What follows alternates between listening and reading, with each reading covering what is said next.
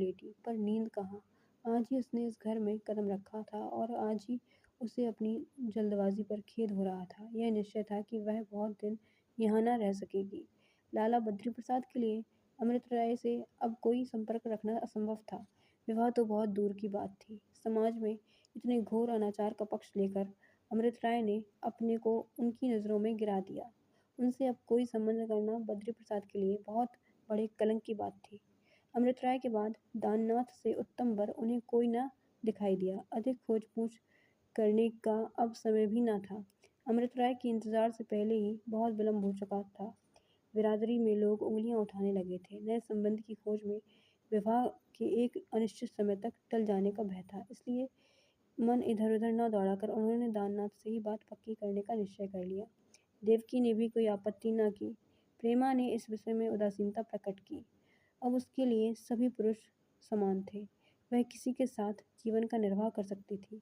उसकी चलती तो वह अविवाहित ही रहना पसंद करती, पर जवान लड़की बैठी रहे यह कुल के लिए घोर अपमान की बात थी। इस विषय में किसी प्रकार का दुराग्रह करके वह माता-पिता का दिल न दुखाना चाहती थी। जिस दिन अमृत राय ने वह भीषण प्रतिज्ञा की, उसी दिन प्रेमा ने समझ लिया कि अब जीवन में मेरे लिए सुख का लोप हो गया है, पर अविवाहिता रहकर अपनी हँसी कराने की अपेक्षा किसी की होकर रहना कहीं सुलभ था। आज से 2-3 साल पहले दाननाथ ही से उसके विवाह की बातचीत हो रही थी। यह वह जानती ही थी। बीच में परिस्थिति न बदल गई होती तो आज वह दाननाथ के घर में होती।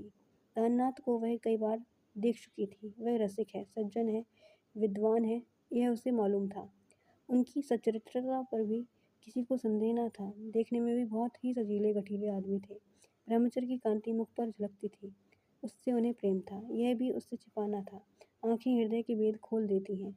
अमृत राय ने हँसी-हँसी में प्रेमा से इसकी चर्चा भी कर दी थी। यह सब होते हुए प्रेमा को इनका जो कुछ ख्याल था, वह इतना ही था कि वह अमृत राय के गहरे दोस्त हैं। उनमें बड़ी घनिष्ठता है।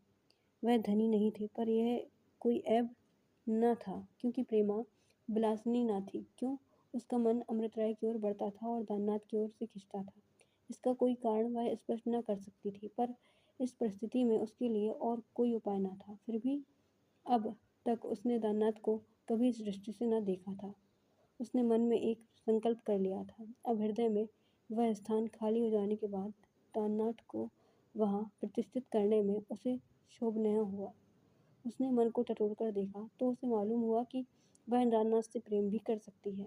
बद्री प्रसाद विवाह के विषय में उसकी अनुमति आवश्यक समझते थे। कितनी ही बातों में वह बहुत ही उदार थे। प्रेमा की अनुमति पाते ही उन्होंने दाननाथ के पास विवाह का पैगाम भेज दिया। दाननाथ अब बड़े असमंजस में पड़े। यह पैगाम पाते ही उन्हें फूल उठना चाहिए था, पर यह बात न हुई। उन्हें अपनी स्वीकृति लिख भेजने में 1 सप्ताह से अधिक लग गया। भाँति-भाँति की शंकाएँ होती थीं। वह प्रेमा को प्रसन्न रख सकेंगे, उसके हृदय पर अधिकार पा सकेंगे। ऐसा तो न होगा कि जीवन भार स्वरूप हो जाए। उनका हृदय इन प्रश्नों का बहुत ही संतोषप्रद उत्तर देता था। प्रेम में यदि प्रेम को खींचने की शक्ति है, तो वह अवश्य सफल होंगे, लेकिन औचित्य की कसौटी पर कसने में उन्हें अपना व्यवहार मैत्री ही नहीं, सौजन्य के प्रतिकूल जचता था। अपने प्राणों से प्यारे मित्र के त्याग से लाभ उठाने का विचार उन्हें कातर कर देता था। ऐसा ही प्रतीत होता था मानो उसका घर जल रहा है और वह ताप रहे हैं। उन्होंने विश्वास था कि प्रेमा से जितना प्रेम करता हूँ, उतना अमृत राय नहीं करते। उसके बिना उन्हें अपना जीवन शून्य निरुद्देश्य जान पड़ता था। वह पारिवारिक प्रवृत्ति के मनुष्य थे। सेवा, प्रचार, आंदोलन उनके स्वभाव में नहीं था। कीर्ति की अभिलाषा भी न थी। निष्काम कर्म तो बहुत दूर की बात है। अंत में बहुत सोचने विचारने के बाद उन्होंने यही स्थिर किया कि एक बार अमृत राय को फिर टटोलना चाहिए। यदि अब भी उनका मत बदल जाए तो उन्हें आनंद ही होगा, इसमें कोई संदेह न था। जीवन का सुख तो अभिलाषा में है। यह अभिलाषा पूरी हुई तो कोई दूसरी खड़ी होगी।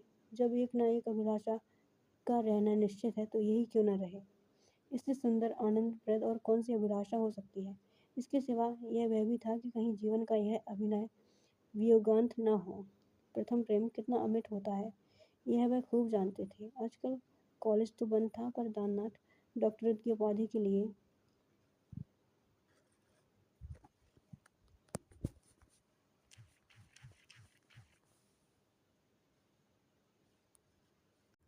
Thank you for watching.